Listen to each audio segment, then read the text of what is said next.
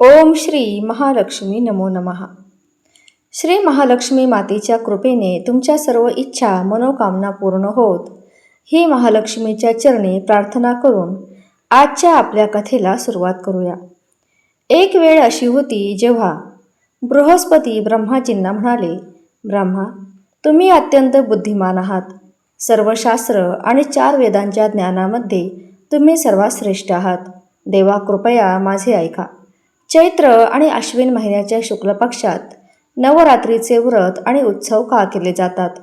या व्रताचे फळ काय आहे? या व्रताचा आरंभ कोणी केला होता? बृहस्पतीजींचे म्हणणे ऐकून ब्रह्माजी म्हणाले, बृहस्पती, तुम्ही खूप चांगला प्रश्न विचारला आहे. दुर्गा, महादेवी, सूर्य आणि नारायण यांचे ध्यान करणारे लोक धन्य आहेत. नवरात्रीचा हा सण सर्व मनोकामना पूर्ण करणारा आहे. ब्रह्माजी पुढे म्हणतात, बृहस्पती, ज्याने पहिल्यांदा नवरात्रीचं महाव्रत केलं त्याची पवित्र कहाणी मी तुम्हाला सांगतो. तुम्ही ती काळजीपूर्वक ऐका. ब्रह्माजी म्हणतात की पीठ नावाचे एक नगर होते, ज्यामध्ये सोमनाथ नावाचा ब्राह्मण राहत होता. ते भगवती दुर्गेचे भक्त होते. तिच्यापासून जन्मलेली एक कन्या परिपूर्ण सद्गुणांनी परिपूर्ण होती. ब्रह्मदेवांची ही पहिली निर्मिती आहे. त्याला सुमती असे नाव देण्यात आले. सुमती आपल्या मैत्रिणींसोबत अशा प्रकारे वाढू लागली जशी शुक्ल पक्षात चंद्राची कला वाढत असते. सुमतीचे वडील दररोज दुर्गादेवीची पूजा आणि हवन करीत असत आणि सुमती ही त्यावेळी उपस्थित असायची. एक दिवस सुमती आपल्या मैत्रिणींसोबत खेळण्यात मग्न झाली आणि भगवतीच्या पूजेत सहभागी झाली नाही. आणि ह्या गोष्टीचा तिच्या वडिलांना सुमतीवर खूप राग आला आणि ते रागावले आणि म्हणाले, अरे दुष्ट मुलगी, आज तू भगवतीच्या पूजेत सहभागी झाली नाहीस म्हणून मी तुझे लग्न एखाद्या गरीब आणि रोगी व्यक्तीशी करेन. पण मुलीला हे ऐकून वाईट वाटले आणि ती म्हणाली, बाबा, मी तुमची मुलगी आहे आणि तुमच्या अधीन आहे, म्हणून तुम्ही मला ज्याच्याशी इच्छिता लग्न करू शकता, कारण माझे भवितव्य असेच आहे. नशिबावर माझा पूर्ण विश्वास आहे. सुमती सांगते की माणसाला किती मनोकामना पूर्ण करायच्या असतात, पण त्या पूर्ण झाल्या तर त्या भाग्यविधात्यांनी नशिबात लिहून दिल्या आहेत. प्रत्येक माणसाला त्याच्या कर्माप्रमाणेच मोबदला हा मिळत असतो. माणसाच्या हातात फक्त कर्म करणे असते आणि त्याचे फळ देणे देवाच्या हातात असते. आपल्या मुलीचे हे निर्भय बोलणे ऐकून ब्राह्मणाचा राग वाढतो आणि आपल्या मुलीचे लग्न एका कुष्ठरोग्याशी करतो आणि म्हणतो की आता जा आणि आपल्या कर्माचे फळ भोग. मी पण पाहतो की तुम्ही नशिबावर अवलंबून कसे जगता. वडिलांचे शब्द ऐकून सुमतीने विचार केला की मला असा पती मिळाला आहे, हे माझे दुर्दैव आहे. आणि सुमतीने आपल्या दुःखाचा विचार करून जंगलाकडे धाव घेतली. त्या भयंकर जंगलात कुशावर रात्र घालवली. गरीब सुमतीची स्थिती पाहून देवी भगवती तिच्या पूर्वीच्या गुणांकडे पाहून तिच्यासमोर प्रकट होतात आणि म्हणतात, हे दीन ब्राह्मणे, मी तुझ्यावर प्रसन्न आहे. तुला पाहिजे तेवढं माग, मी तुला देईल. भगवती दुर्गेचे बोलणे ऐकून सुमती म्हणाली, तू कोण आहेस जे माझ्यावर प्रसन्न आहात? आपल्या नम्र नजरेने मला कृतज्ञता दाखवा. ब्राह्मणींचे बोलणे ऐकून देवी म्हणाली की मी आदिशक्ती आहे. मीच ब्रह्मा, विद्या आणि सरस्वती आहे. जेव्हा मी आनंदी असते तेव्हा मी प्राण्यांचे दुःख दूर करून त्यांना सुख देते. मी तुझ्यावर प्रसन्न आहे. देवी म्हणते की तू गेल्या जन्मी निषादची पत्नी होतीस. एके दिवशी तुझा पती निषादने चोरी केली आणि त्या चोरीत निषादबरोबर तुलाही पकडले. तुम्हा दोघांना तुरुंगात टाकलं आणि जेवणही दिलं नाही आणि त्या दिवसात तुम्ही काही खाल्लंही नाही किंवा प्यायलंही नाही. अशा प्रकारे नवरात्रीचे 9 दिवस संपले. भगवती म्हणाली, हे देवी, 9 दिवसांच्या उपवासाचा परिणामामुळे मी समाधानी आहे आणि तुम्हाला तुमची आवडती वस्तू देत आहे. तुम्हाला जे पाहिजे ते तुम्ही मागू शकता. भगवतीचे बोलणे ऐकून ब्राह्मणीन बोलली, तुम्हाला मी शतशत प्रणाम करते. माझ्या पतीवर दया करा आणि त्याचे कुष्ठरोग दूर करा. यावर देवी म्हणते की त्या दिवसात तुम्ही जे व्रत केले होते त्यापैकी एका दिवसाच्या व्रताचे पुण्य तुमच्या पतीच्या रोगाला दूर करण्यासाठी अर्पण करा. माझ्या प्रभावाने तुझा पती सुवर्णासारखा होईल. ब्रह्माजी म्हणाले. देवीचे हे वचन ऐकून ब्राह्मणीला खूप आनंद झाला आणि तिचा पती निरोगी दिसण्याची तिची इच्छा होती. भगवती देवीच्या कृपेने तिचा पती सुवर्णवर्णमय झाला. भगवती देवीच्या कृपेने तिचा पती सुवर्णमय झाला. पतीच्या सुंदर शरीराला पाहून ब्राह्मणी देवीला अतिपराक्रमी समजत स्तुती करू लागली की हे दुर्गे, तू दुःखाचा अंत करणारी, तिन्ही जगतांची दुःखे हरवणारी, दुःखाला दूर करणारी, आजारीला निरोगी करणारी, प्रसन्न झाल्यावर इच्छित फळ देणारी आणि दुष्ट मनुष्यांचा नाश करणारी आहेस.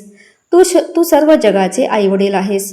आंबे आई, माझ्या वडिलांनी रागाने मला घरातून हाकलून दिलं आणि एका कुष्ठरोग्याशी लग्न केलं. तुम्ही तुमच्या वडिलांच्या बहिष्कृत मुलीला आधार दिला आहे. ब्राह्मणी म्हणते, हे देवी, या दुःखाच्या समुद्रामधून तू मला बाहेर काढलंस. देवी, मी तुला वारंवार नमस्कार करते. ब्रह्माजी म्हणाले, हे बृहस्पती, त्या सुमतीने मनापासून देवीची खूप स्तुती केली आणि तिच्या स्तुतीमुळे देवीला खूप समाधान मिळाले. देवीने ब्राह्मणीला सांगितले की तुझ्या घरात एक अत्यंत बुद्धिमान, श्रीमंत, कीर्तिवान आणि जिवंत पुत्र जन्माला येईल, ज्याचे नाव उदालत असेल. देवी ब्राह्मणीला म्हणाली, अगं ब्राह्मणी, तुला आणखी काही हवे असेल तर ते तू मागू शकतेस. ब्राह्मणी म्हणते, आई, जर तू माझ्यावर प्रसन्न आहेस तर मला नवरात्रीची पद्धत सांग. ब्राह्मणींचे बोलणे ऐकून देवी म्हणते की मी तुम्हाला संपूर्ण नाश दूर करणारी नवरात्री व्रताचा विधी सांगते. देवी म्हणते की हे काळजीपूर्वक ऐका. अश्विन महिन्याच्या शुक्ल पक्षातील प्रतिपदापासून 9 दिवस विधीपूर्वक व्रत करा. जर तुम्ही दिवसभर उपवास करू शकत नसाल तर एक वेळ भोजन करा. ब्राह्मणांना विचारून घटस्थापना करा आणि वाटिका बनवून ती रोज पाण्याने शिजवा. महाकाली, महालक्ष्मी आणि महासरस्वती यांची मूर्ती बनवून त्याची नित्य विधीपूर्वक पूजा करा. पुष्पापासून अर्धा द्या आणि बिजोरीच्या पुष्पापासून अर्ध द्या, म्हणजे रूप प्राप्त होते. जायफळ म्हणजे प्रतिष्ठा, द्राक्षरस म्हणजे कामाची पूर्तता, आंब्यामुळे सुख आणि केळीमुळे भूषण मिळते. फळांचा अर्धा भाग देऊन विधीपूर्वक हवन करा. तूप, गहू, मध, जवस, नारळ, बिंब, द्राक्षरस आणि कदंब इत्यादी वस्तूंनी हवन संपन्न करा. गव्हाचे हवन केल्याने लक्ष्मीची प्राप्ती होते. खीर आणि चंपाच्या फुलांनी आणि पानांनी तेज आणि सुख प्राप्त होते. आळशीमुळे प्रसिद्धी मिळते आणि केळीमुळे पुत्र प्राप्त होते. कमळ, राजसन्मान आणि द्राक्षे सुखसंपत्ती मिळवतात. खांड, तूप, नारळ, मध, जवस, तीळ आणि फळांपासून होमार्पण केल्याने इच्छित वस्तू प्राप्त होते. उपवास करणाऱ्या व्यक्तीने नम्रता बाळगली पाहिजे. अखेरीस आचार्य यांना प्रणाम करून त्यांना यथाशक्ती दक्षिणा देऊन विदा घ्यावा. या महाव्रताला सांगितलेल्या विधीनुसार जो कोणी विधी करतो त्याचे सर्व मनोगत पूर्ण होतात. ब्रह्माजी म्हणतात, हे बृहस्पती, ब्राह्मणींना व्रताची पद्धत आणि फळ सांगून देवी अंतर्धान झाली. जो मनुष्य या व्रताचे पालन करतो त्याला सुख प्राप्त होते आणि शेवटी मोक्ष प्राप्त होते. ब्रह्माजी पुन्हा म्हणतात, हे बृहस्पती, या व्रताचे महत्त्व मी तुम्हाला सांगितले आहे. ब्रह्माजींचे बोलणे ऐकून बृहस्पती आनंदाने भरून गेले आणि ब्रह्माजींना म्हणाले, हे ब्रह्माजी, तुम्ही माझ्यावर खूप कृपा केली आहे, ज्यामुळे मला अमृतासारख्या या नवरात्रीच्या व्रताचे महात्म्य मिळाले आहे. नवरात्री वर्षातून 4 वेळा येते, ज्यामध्ये चैत्राच्या आणि अश्विनच्या नवरात्रीचे विशेष महत्त्व आहे. चैत्र नवरात्रीपासूनच विक्रम संवत सुरू होते. ह्या दिवसात निसर्गाकडून एक विशेष प्रकारची शक्ती बाहेर पडत असते. या दिवसांमध्ये नवशक्तींची पूजा किंवा नवदुर्गांची पूजा केली जाते. यामध्ये आईच्या 9 शक्तींची पूजा वेगवेगळ्या दिवशी केली जाते. पहिल्या दिवशी आईच्या शैलपुत्री स्वरूपाची पूजा केली जाते.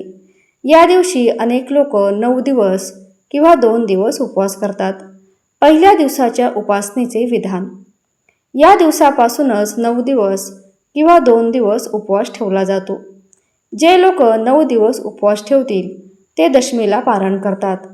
जे लोक अष्टमीच्या दिवशी उपवास करतात ते लोक नवमीच्या दिवशी उपवास करतात.